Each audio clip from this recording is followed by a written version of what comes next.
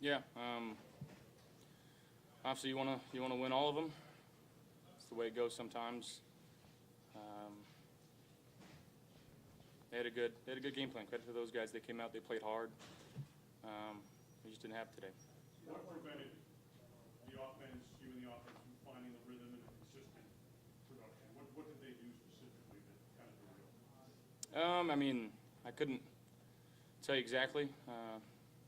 Watched the film, and maybe I can answer that a little bit better. We just couldn't find it. I thought we moved the ball when we had some of our possessions, but the 2 early 3 and outs, just stalling throughout the game. You can't win football games that way. Did you feel like you were under siege all day? There was rarely a time it seemed like you were in the pocket able to really do much of anything. I mean, they got some good players on that team. So again, credit to those guys. Josh, can you describe just the last 3.5 or so weeks, the emotions? It's been obviously a pretty tumultuous time with trying to win football games and Damar and whatnot. As you reflect on it? Yeah, well, I'm proud of our guys, how we handled situations throughout the year. We could have made a lot of excuses throughout the year of what was going on, but guys continued to fight. We wanted to win this one. We want to win them all. Those guys played better today. Josh, when you went into the medical tent, was that your elbow or what was that? They buzzed me down from up top. I know it was early in the game, but falling down 14-0, how much tougher did it become getting into a hole like that so quick? Yeah, playing from behind is never fun. But we had our opportunity to make it a 1-score game before half, and didn't take advantage of that. Didn't score a touchdown that first drive in the second half. We only got 3. And against teams like this, with a quarterback like that, you're gonna have to score 6 and 7. So we didn't do a good enough job of that tonight. Josh, did it feel like they had a pulse on what you guys were doing offensively those first couple of possessions to start the game off? Again, they had a good game plan. We were expecting their best punch, and they came out and they punched us. Did the snow affect what you guys were able to do? No, not at all. Steph looked really frustrated. Obviously, you all are, but what went into just not finding any success with him this game? Again, I'll get a better grasp of that after watching this. Fortunately, it's our last one, so it is what it is at this point. They grabbed a shot at him. You were on the bench, and he was speaking. He had his arms spread, and then we just saw him leave the locker room early. Can you shed, any light or insight into what he was trying to express to you? He's a fiery competitor. He wants the ball, and whatever it was that we couldn't get him the ball tonight, we're gonna have to learn from. At some point in time, Josh, were you comfortable with some of the calls that was being played out there? I'm never gonna question a call. Josh, obviously last year ended in disappointment. What are you feeling right now to not be able to get past the same round again? Again, disappointment. You play to win. Our goal is to win a Super Bowl, a World Championship, and we didn't accomplish that. So everything that happened this season is kind of null and void in our minds, and it sucks. Your first year with Ken Dorsey as offensive coordinator, I know it's kind of too early to look back on it all, but if you could reflect on your relationship with him throughout the season and how it developed. Yeah, again, just the trust aspect of what he's calling, trying to be an extension of him.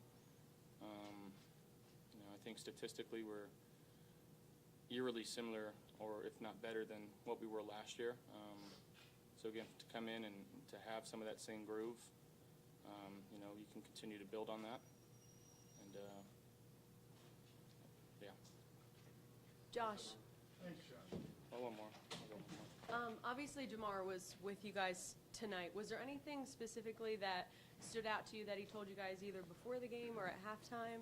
No, just his presence is a warm feeling, and obviously we wanted to play for him and continue our mission. And again, we just ran into a team that played better than us tonight.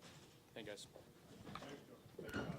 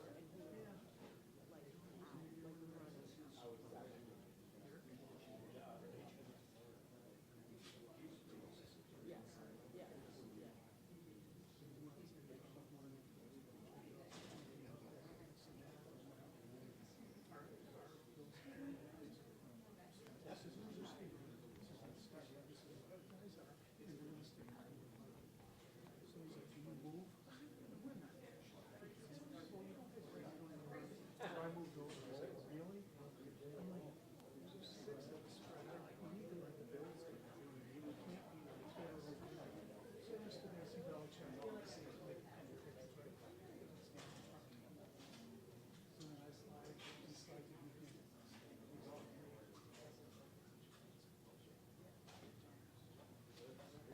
Yeah, seriously.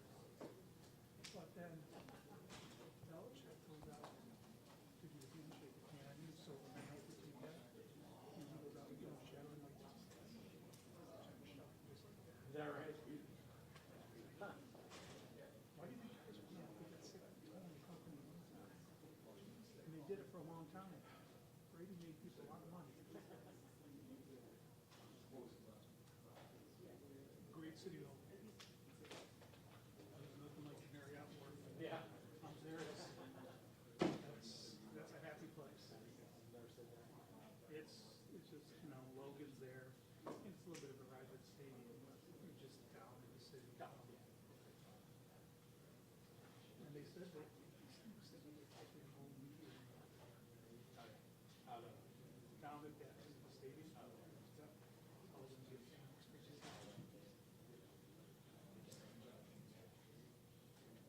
But, you know, I mean, I will say, you know, you're 3 days away, but they did have a shuttle to take you up and take you in there, which was nice.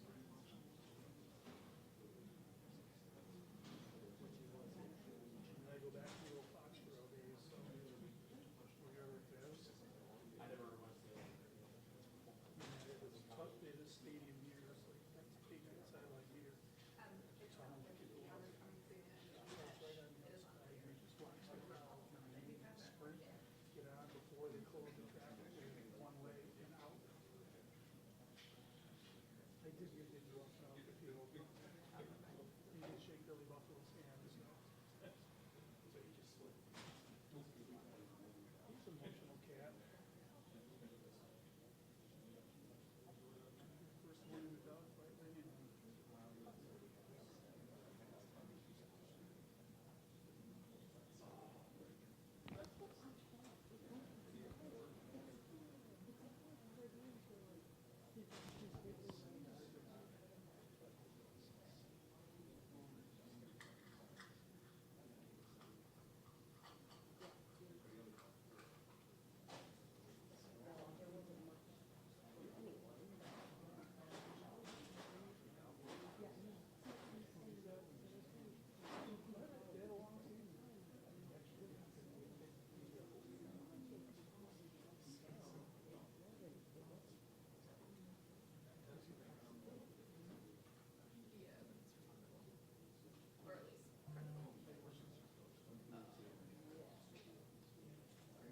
No, it's okay, it's fine, but like,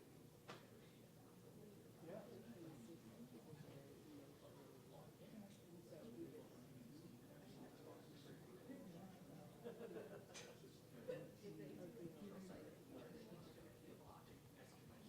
Give you a window of an hour or two. Get recorded, this is what's gonna happen, if you wanna book them, just book them, we do it live.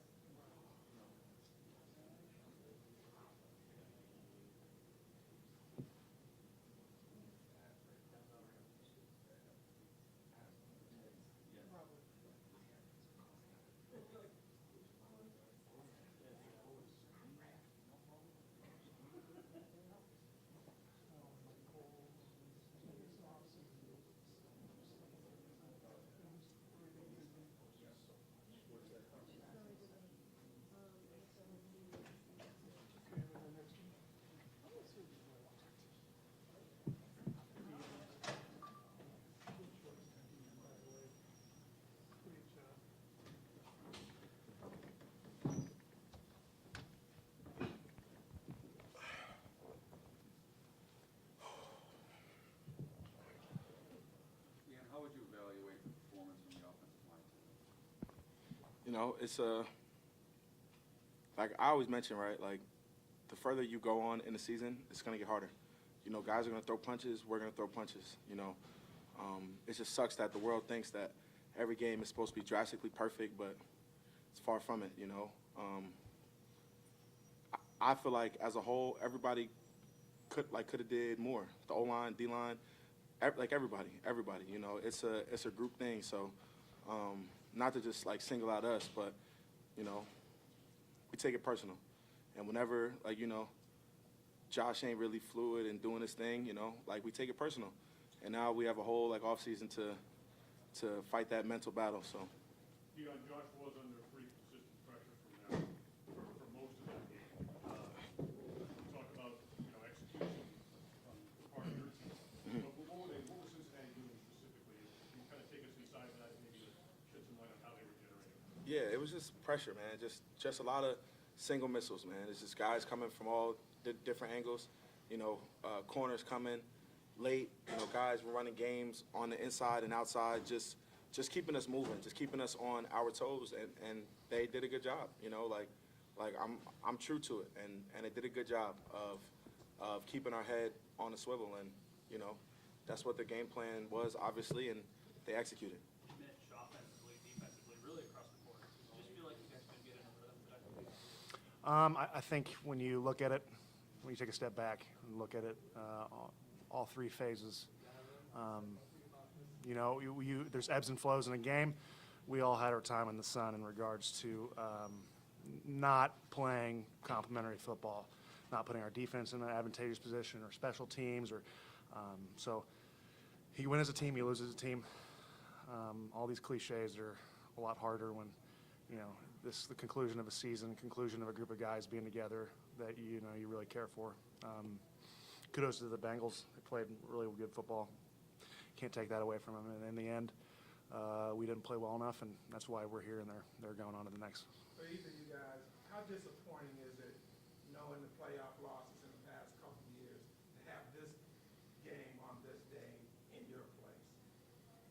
I mean, it's a serious question. I mean, it sucks. You know, it sucks. I hate to be simple or whatever. It just sucks, bro. Like, we went out there, we want to win. Like, we're here to try to win as many Super Bowls as possible. And as competitors, as a job, and as a love, and as a, you know, a part of like our lives, like, it sucks.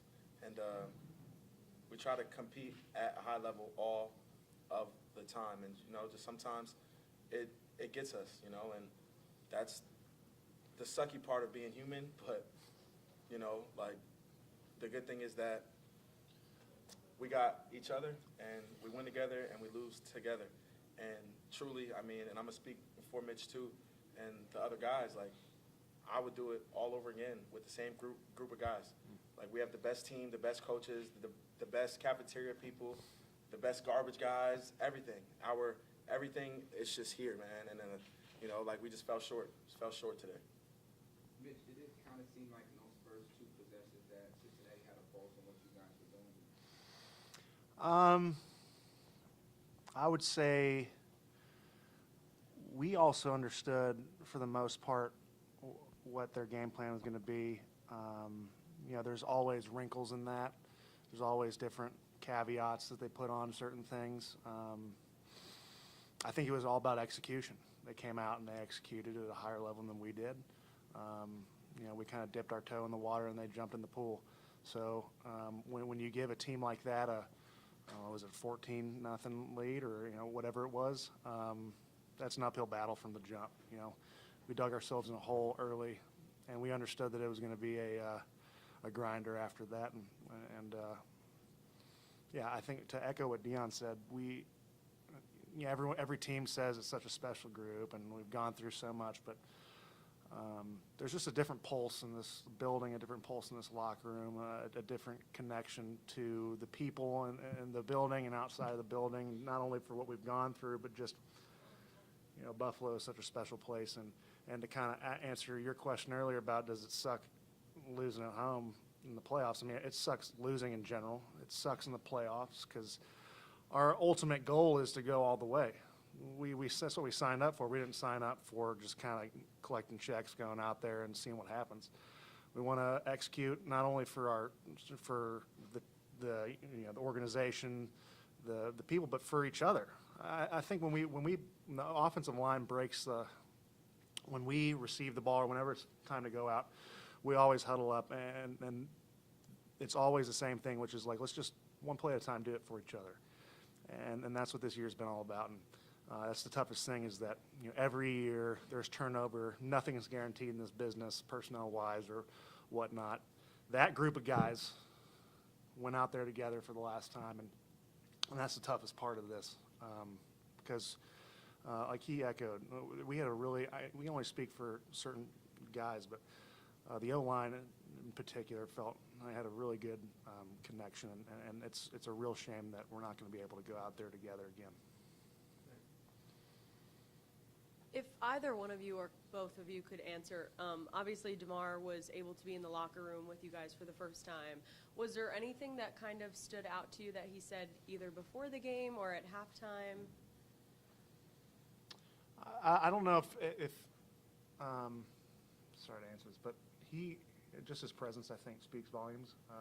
He's not a big rah-rah guy, and I'm sure that at some point he's a little bit exhausted of people asking how he's doing or put in a position that he didn't ask to be put in. His presence alone, his smile, his positive energy, which he's always had, always interjects energy and good vibes with the group. It was really good to see him. I'm really happy for the fans, the crowd, for him to be able to go out there, and he's worked very hard to get in the position he's at right now. So hopefully that answers your question.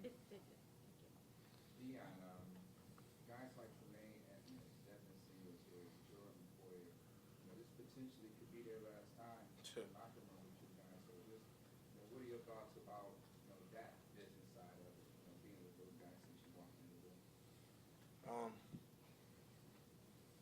The thoughts on it is really more so, right? Like those guys played their ass off all season long. We all know that no team will be the same, and I'm pretty sure that our management will try their best to keep it the same. I'm a Tremaine Edmonds fan, a Motor fan, and a Poyer fan. So I'm pulling for them. Whatever is meant to come, and it'll come with all of its flowers, because those guys left it all on the field all season long. Played hurt, played injured, mental game, every part of it. And I could say that for so many other guys in that locker room too. And whatever's meant to come, it will come, and they'll be smiling. And if it's here, if it's there, no matter where it is, I'm gonna smile at them, and I'm gonna just, y'all did that, But Did you talk about this being a special group? Typically in life, when you go through struggle, you just want it to come to an end. But in sports, the more struggle you go through, kind of the more you want to see it through to the end. Can you talk about that dynamic and how, as the struggles continue to build throughout the year, how you guys just continue to get closer, and now it's all over? That's an interesting question. I would say that in life, even your struggles, you want to end, you want them to end, but you also want to learn. You want to give them their time, what they're due. I would say the same thing in sport. Not only is everyone going through these markers as a team, whether it's the Damar situation, the Buffalo Blizzards, Dawson Knox, or Vaughn going down, all this stuff. But each person also has their own script throughout the season that they're going through that maybe people don't know about. We see each other more than our families in season.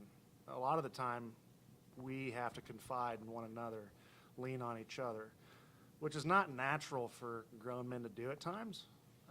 But I feel like barriers are broken with this group in regards to being vulnerable to a certain extent. It also depends on the individual. Regardless of struggles or not, we want to see this through the end. It definitely stings a little bit more knowing that this particular group went through so much, and this chapter's closed. So that's the nature of the beast, and it's the poops, to be honest. Thanks, Appreciate you.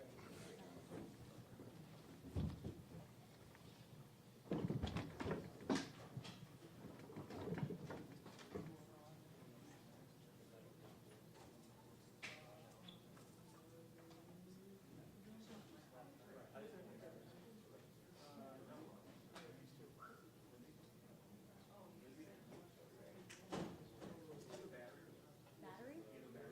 Another one?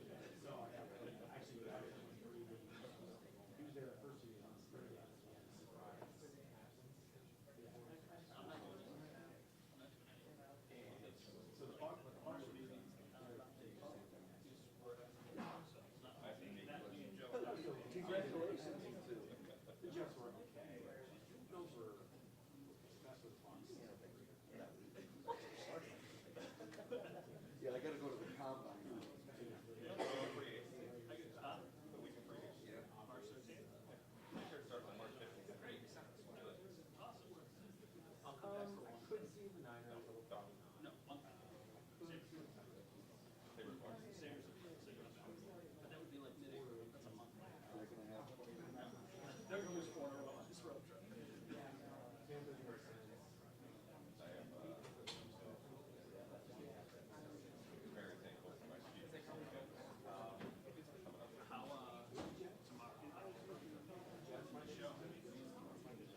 don't know how much we talked about your quarterback was aiming for 2 blocks. You talked about the future for 2 blocks?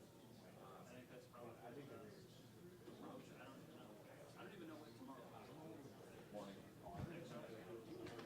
Like how, like, I'm sure we'll know by today. I hope so, but I'm not confident.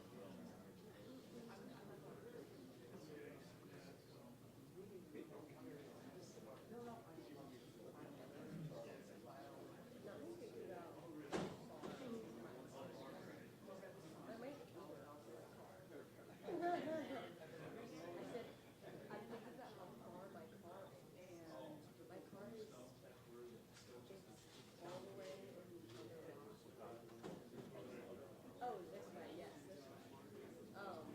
Yeah, because did you hear what I did this morning? My first time driving here alone. I went the way that you can't get in that way. Yes. So the guy told me, like, you're either gonna turn around or you can park in this, or he was like, you can ask if you can park in this spot. He's like, he might. So I was like, you know what, I don't know if I turn this way, I don't know where to go. So I'm going to just see if I can park in this spot. So he was like, yeah, I don't care, you can park here. So I parked all the way in that far, far lot across the stadium. I had my rolling suitcase first, a huge backpack, and I am like rolling, like on the street. So funny, I'm like on the street, just walking. I'm like trying to walk fast to get here on time. And this police officer, like, he's like, I'm like, me? And so I come over and he's like, you look lost. Like, are you okay? And I was like, no, I'm fine. I was like, you're not lost. I was like, I just need to get all the way to the other side of the stadium. And he was like, here, just cut through here. So he let me like cut through the stadium, which was nice. Otherwise, I would have had to go all the way down and then up and like, you know what I mean? Yeah. But walking back there is like, yeah. If someone's around the way, I don't think you see, look, they humbled me again. Spelled my name wrong. And they handwrote it.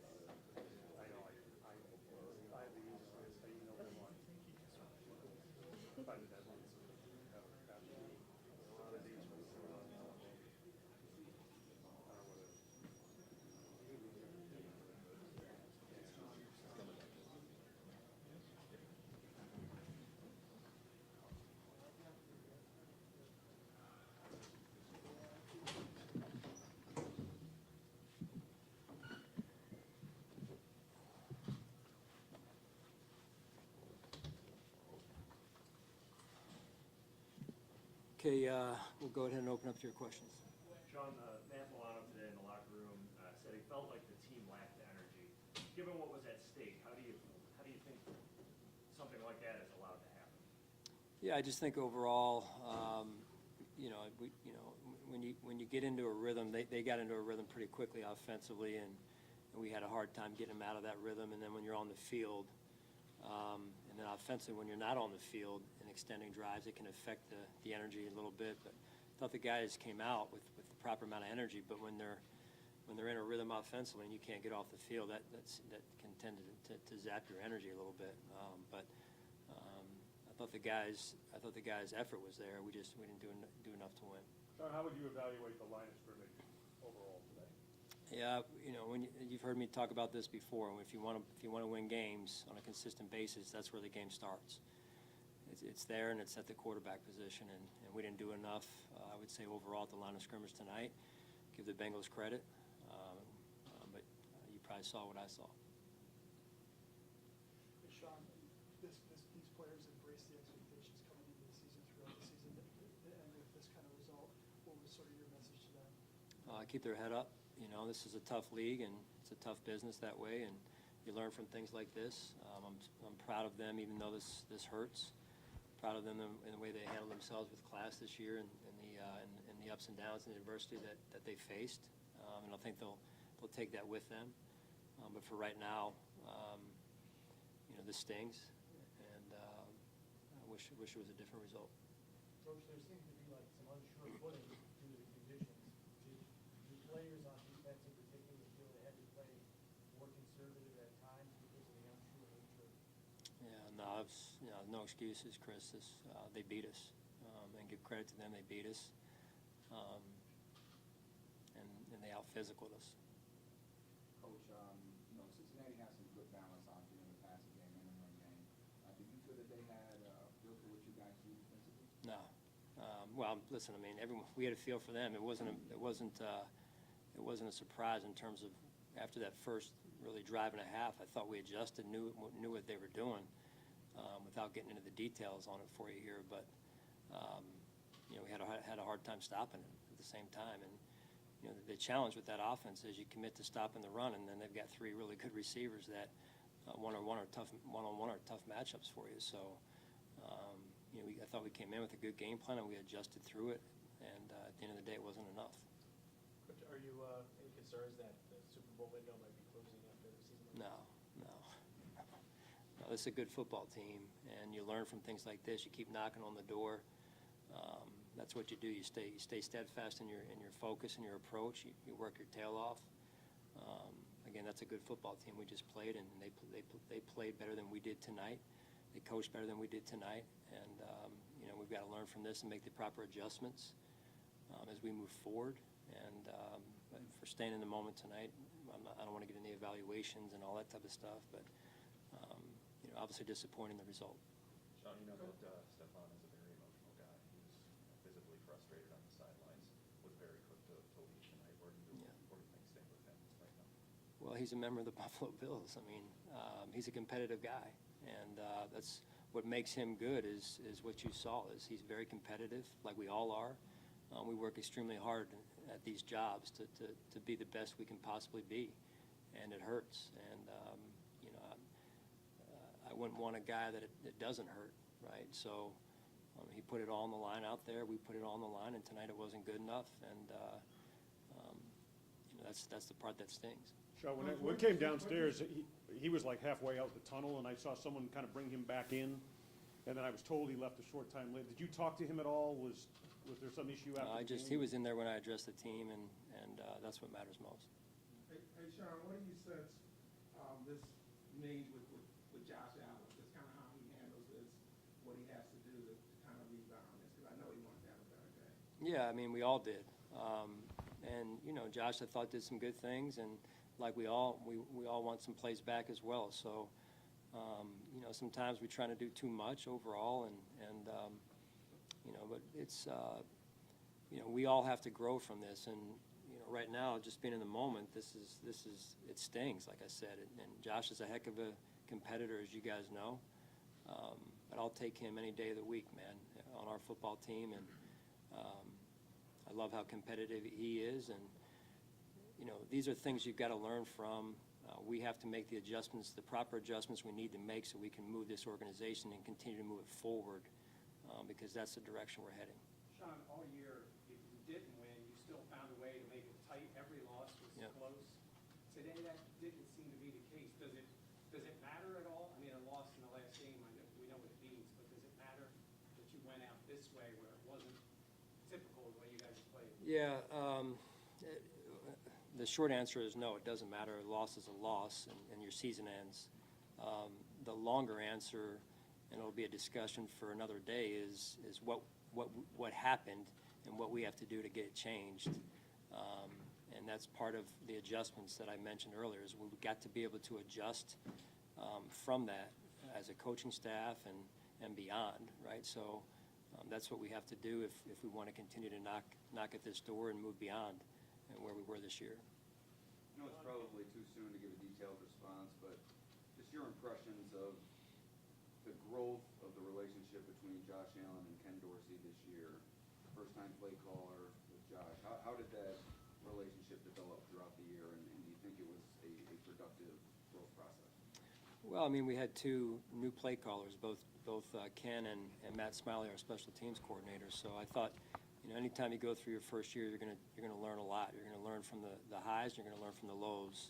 And it's what you do with that education as you move forward that really defines who you are as a coach and who we then become as an offense in this case, or a special teams unit with Coach Smiley. So, you know, both of those two guys are hard workers, and I know it's important to them. And I thought in a lot of ways they did a really good job, and I'm sure they'll look back and find some ways that they want to improve as well. So. You have another number of key players that could not be with you next year. How do you navigate those conversations in the locker room over the next few days, just knowing that some of those significant players might not be around in the future? Yeah, well, that's the hard part of this business.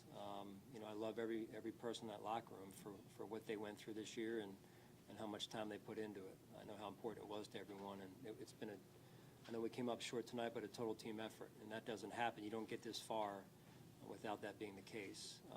You know, that being said, that's a conversation for another day, and you know, we'll see where it goes. Sean, the season so unprecedented in so many ways, especially concentrated towards the end of the season. So I don't know if you have a guess, I guess, to answer this question. But how do you sense the decompression is going to be for this team, given all the expectations and the hopes, and then all of the emotions that have happened here in the last 4 or 5 weeks? Well, I mean, like I said before, you work your tail off all season long. You work in the off season every day as hard as you can to be the best that you can. And there's only one team, and we wanted it to be our team, and that's what hurts the most. And when you don't perform up to your expectations internally, that hurts. And you know, but as a competitor, you're only really left with one choice, and that is to pull yourself together in due time and find a way to get it done. And that's what we're steadfast, and that'll be the vision as we move forward here. So the goal hasn't changed and won't change for this organization, and we got to continue to do everything we can to get there, and that's the goal. Might it be easier with the context of all the things that happened to find a little more satisfaction quicker in this off season than in quote-unquote normal seasons of the things that you're proud of and all the things that you did accomplish? I'm most proud of the fact that the guys, the players, as young men, will take the lessons that they learned from this season and the adversity that they faced. I think they'll take that with them through their lives as men, and I think that's what I think that's a byproduct of the season. The goal, though, is still to make it to and win the Super Bowl. So just kind of staying in buckets here. That's what stings the most. And but the sport does teach you lessons as a person, and I think they'll take that with them for sure. Sean, I suppose this relates to Tim's question, but Damar's presence here was an important part of the story. I know he interacted with your team in the locker room. What did that mean? What was said? What can you tell us about that? Yeah, just generally speaking, out of respect for the environment in there, you know, Damar was in the locker room pregame, and you know, his just him being in the locker room, his presence, I think was good for the guys, and also hopefully good for him. And I thought it was a pretty cool moment. The game wasn't trending the way we wanted it to, but when they put him on the big screen, and just a great moment, keep in perspective, of course, on where he was just a few weeks ago. So super happy for him and thankful that his health is returning, and I know he'll continue to take it one day at a time. Hey, Sean, early on in the fourth quarter, you were deep in your own zone. You decided to come fourth down. What ended that decision? Yeah, just we had, without getting into strategy, had something dialed up there. They didn't give us the look that we wanted, and got called off. So on the fourth down situation, so we were going to look to be, I guess, moderately aggressive right there, but didn't also want to end the game right then and there either. Down 14, felt like still wanted to give us a chance. You know, thought we could give ourselves a chance if it didn't get called and didn't get executed, but had something dialed up there and just didn't get the look we were looking for. And then you know, we just offensively weren't on the field long enough, getting into a rhythm. They affected the quarterback, and we didn't affect their quarterback. And I think when you look at it in simple terms, that's what the game boils down to most of the time is when you can affect the opponent's quarterback and they can affect your quarterback. And I think that's what was going on a lot tonight. You mentioned not affecting the quarterback enough. Do you feel like you just didn't get enough, especially maybe from some of those young defensive linemen that you guys have been developing?